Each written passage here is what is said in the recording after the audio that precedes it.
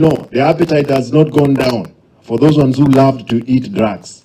Eating in terms of stealing, we will kill the appetite.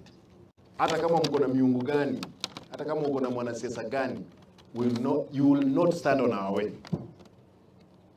We will fix it. Kwa hivyo nataka niwaombe tafadhali watu tuheshimiane, tusaidie watu ambao ni wagonjwa, especially in the health sector. We'll fix it. I've directed that when I went round, I saw Gembo which didn't have, Gembo is a big hospital. Every evening, there is around 25 women who are delivering because the catchment is big.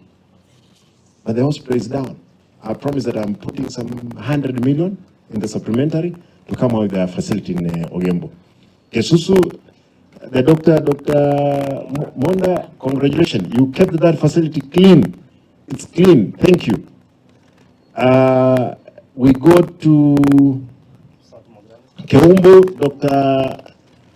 Mtonga, thank you. You have kept it, and I'm happy to report that all our facilities, they have gone cashless.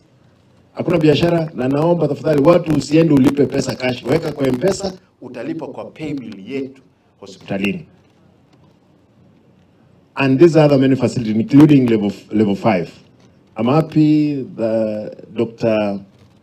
Marita, you are doing a good job. Tusisifu, unajua kuna wakati nasema unamsifu mgema, analitia tembo nini? Maji. Tafadhali usitie tembo maji, my brother. Make sure kwamba we deliver. Usisikize story nyingi, watu wataongea. This facility, we have gone cashless. Hakuna shilingi hata moja inashikwa na mtu. Kuna wale walikuwa nadhania kwamba tutafanya biashara ya eti Simba na okota pesa. There is no money we are going to correct cash from any facility. Lazima kila pesa iende kwa account. Na hapo is auditable. Kwa hivyo